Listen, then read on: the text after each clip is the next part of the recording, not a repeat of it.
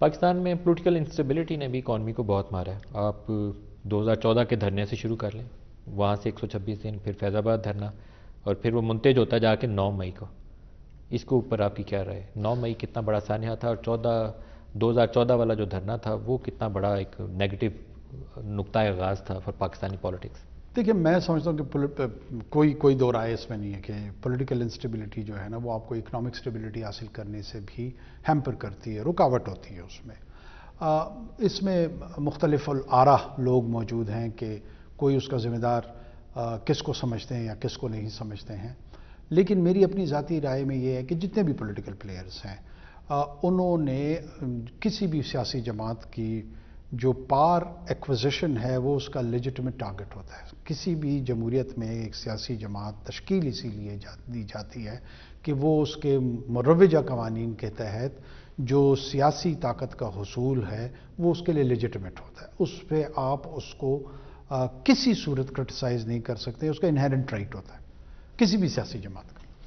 ان سیاسی جماعتوں میں اگر وہ جو نیشن سٹیٹ کے جو سٹرکچر ہے اس کے اندر ایک لیجٹیمیٹ پولیٹیکل پاور کے حصول کے پروسیس میں وہ پورے کے پورے سٹرکچر کا بگاڑ چاہتے ہیں تو اس پہ ضرور سوالیہ نشان اٹھنا. 9 مئی کیا تھا؟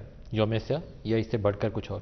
دیکھیں، 9 مئی میں سمجھتا ہوں کہ جو پاکستان کا سوشل اور پولیٹیکل آرڈر تھا, جس کو کانسٹیٹیوشن بھی گارنٹی کرتا ہے, جس کو آپ کی ایک میں سمجھتا ہوں کہ پاکستان موومنٹ کی بنیادیں جو تھی نا وہ کسی ویژن کی بنیاد پہ تھی.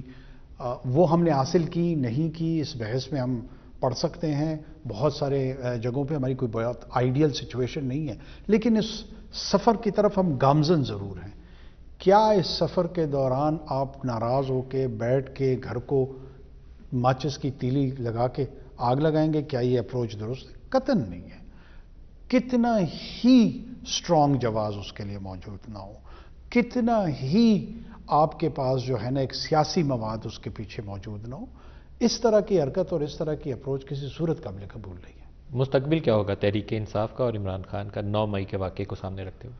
دیکھیں، سب سے پہلے تو میں اگر تحریک انصاف کا کارکن ہوتا یا ان کی لیڈرشپ رول میں ہوتا, جو پہلا جملہ اور جو پہلا لفظ میں نے استعمال کرنا ہوتا اگر ایسی حرکت میرے کارکنوں سے ہو جاتی, میں نے اس کو جینونلی کنڈیم کرنا تھا. میں نے اپنے آپ کو اس سے دور کرنا تھا, اور دور اس وجہ سے نہیں کرنا تھا کہ اس کے اثرات میرے ممکنہ سیاسی مستقبل میں کیا ہوں گے, بلکہ میں نے اس لیے دور کرنا تھا کہ ریاستی فکر کے حوالے سے, ریاستی نظریے کے حوالے سے میرا جو انداز سیاسی فکر ہے اس کی ریکوائرمنٹ یہ ہے کہ اس قسم کے وینڈلزم سے اپنے آپ کو اور اپنی جماعت کو دور رکھا جائے, جو بدقسمتی سے تحریک نہیں انصاف ہوا. الیکشن میں جا سکتی؟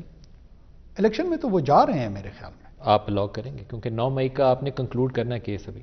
دیکھیں, اس کی امپلیکیشنز ہوں گی for Imran Khan, for P T I. دیکھیں, میں آپ کو ایک عرض کروں, اس میں جو قوانین ہیں, جو مروجہ قوانین ہیں ہمارے ہاں, ایسا نہیں ہے کہ میں کسی مغل حاکم کی طرح جو ہے نا ایک فرمان جاری کروں گا کہ تحریک انصاف جو ہے وہ سیاسی پروسیس میں حصہ لے سکتی ہے یا نہیں لے سکتی ہے. نہ ایسا کچھ ہونے جا رہا ہے. ڈیو پروسیس آف لا ہوگا. ڈیو پروسیس آف لا میں یہ تمام چیزیں جو ہیں ان پہ ڈیلیبریشنز ہوں گی. اس کے بعد جو بھی ان کے حق میں یا ان کے مخالفت میں جو فیصلہ آئے گا اس کے بھی اپیلنٹ اتھارٹیز وہاں موجود ہوں گی, اور اسی اپیلنٹ پروسیس سے وہ گزرنے کا اختیار ان کو حاصل ہوگا, اور جتنے وقت میں وہ کنکلوڈ ہوگا اس کے ہم سب پابند ہوں گے.